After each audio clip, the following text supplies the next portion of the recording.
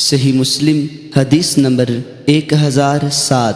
حضرت زینب بنت جحش رضی اللہ تعالی عنہا فرماتی ہیں کہ رسول اکرم صلی اللہ علیہ وسلم نیند سے بیدار ہوئے تو آپ فرما رہے تھے، اللہ کے سوا کوئی معبود نہیں، عربوں کے لیے اس شر سے خرابی ہے جو شر قریب آ چکی ہے۔ آج یجوج مجوج کی دیوار اتنی کھل گئی ہے، سفیان نے اپنے ہاتھ سے 10 کے ہندسے کی گرہ بنائی۔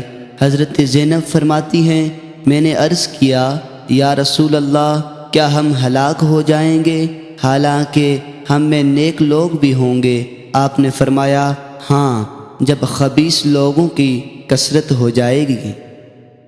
صحیح مسلم حدیث نمبر 7108۔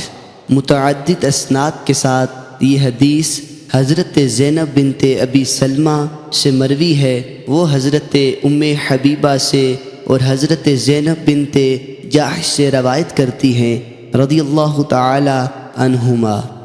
صحیح مسلم حدیث نمبر 7109۔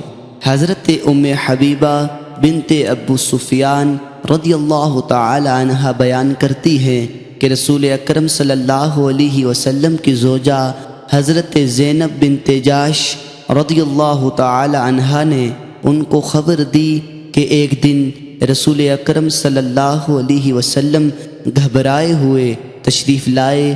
آپ کا چہرہ سرخ ہو رہا تھا، فرما رہے تھے، اللہ تعالیٰ کے سوا کوئی معبود نہیں، اہل عرب کے لیے اس شر سے خرابی ہے جو شر قریب آ چکی ہے۔ یجوج اور مجوج کی دیوار سے اس کی مثل آج کھول دیا گیا ہے۔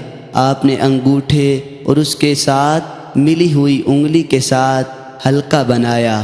ام المؤمنین فرماتی ہے، میں نے عرض کیا، یا رسول اللہ، کیا ہم ہلاک ہو جائیں گے جبکہ ہمارے درمیان نیک لوگ بھی ہوں گے؟ آپ نے فرمایا، ہاں، جب خبیث زیادہ ہوں گے۔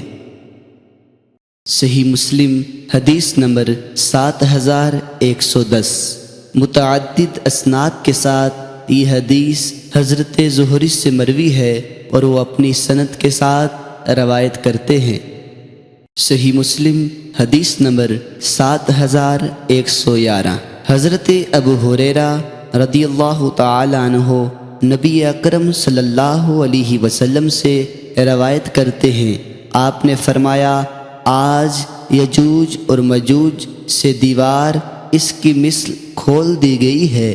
وہیب نے اپنے ہاتھ کے ساتھ 90 کے ہندسے کی گرہ باندھی۔